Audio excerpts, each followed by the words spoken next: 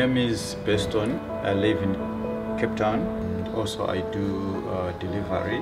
Interbet helped me to realize my dreams. Now I have my own delivery vehicle and I'm able to do the removal in and around Cape Town.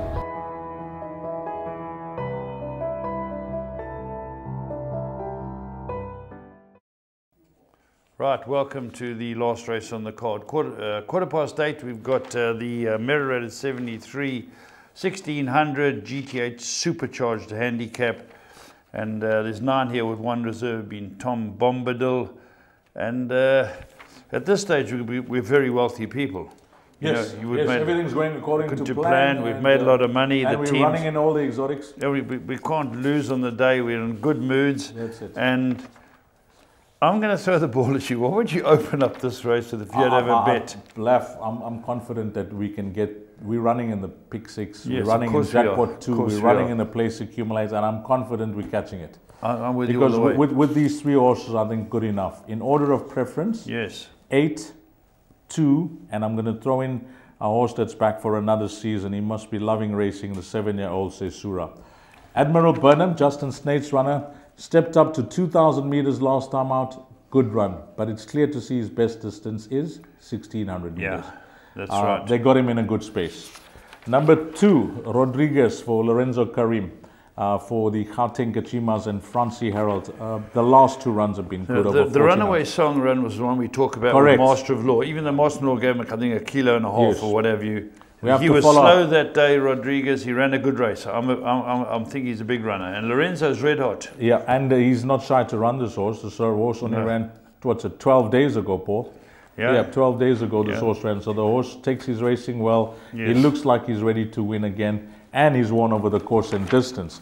And then the 7-year-old, who's I mentioned back for another season, he's a horse that will always keep you interested. As an exotic player, if you go out of the horse that represents this type of form, then I think it's a foolish move on your part. Yeah, because I agree with he's a horse that will always give you an honest effort, and if he finds things go according to plan on the day, he could win. He's won over the course and distance. He's won 3 times on the turf. He's won 3 times over 1,600 meters. I'm going to be big on those 3 horses, but I will tell you that when I quickly had a look at the betting before we came on air, the favorite is priced up a recent maiden winner, number 6, Firelord. I looked at that decent. Silvanos get better and better. Yes. They go further and further. The Silvanos 2-year-old form is nowhere near the Silvanos. He bumped the right field last time out, Paul. Yeah, and I wanted to see Aji Yadro Gokul or whatever it was run, but I think it was the reserve runner. Yeah. And he had run on well that day. I thought. Apology. I mean, it's a name to pronounce, isn't it? I don't even know what it means. It's a volcanic, Icelandic volcanic, something to do with a volcano in Iceland. And if I can remember it correctly, because I googled the pronunciation, it was done by an Icelandic. Give us the pronunciation so I won't get it wrong again. Eyjafjallajökull. Eyjafjallajökull. Eyjafjallajökull, eh? So I'll fire the locals. Yes. Okay.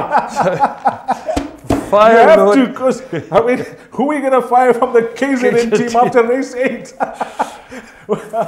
Firelord goes the extra over a mile. He has run well over a mile. Yes. And the master trains him. So when they go a bit further, I think people are thinking this horse has got a lot of scope. He can go back to back, Paul. I mean, he could, yes. He can go back to back. I think so. I think, okay, with my 8, 2, and 7, my 4th choice was him. That's why I gave him a mention. Put them in. Maybe it's 50% of the runners. I mean, just 8 going a post.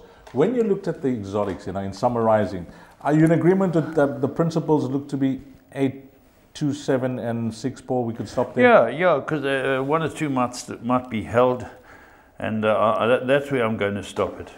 I think that, whilst we always mention that, bigger fields attract the turnover, which I totally agree with, yes. But for exotic players, this type of race meeting will appeal to you because it's smaller fields. And you can structure your bets with 8-horse fields. And you can actually try, if you were for example, if you're a 10% player on a pick 6, you can actually go for that bigger percentage this time around, Yeah, I'm very intrigued to see what happens. I'm looking forward to it. Yes. It's a good concept. It's positive. I think Angus Campbell and his team have got to be given a lot of kudos for trying something like this. And we've experimented on a smaller scale.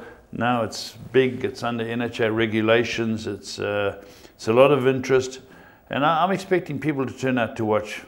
Yeah, I'm in total agreement. It's all about trying something different in order to create the awareness of our wonderful sport of horse racing and to enhance turnover as well. It's going to be something different, and if you want to be part of the evening, well, get yourself to Greyville, Hollywoodbets Greyville, that is TGIF to Greyville. It's Friday, the inaugural running of Global Team Horse Racing.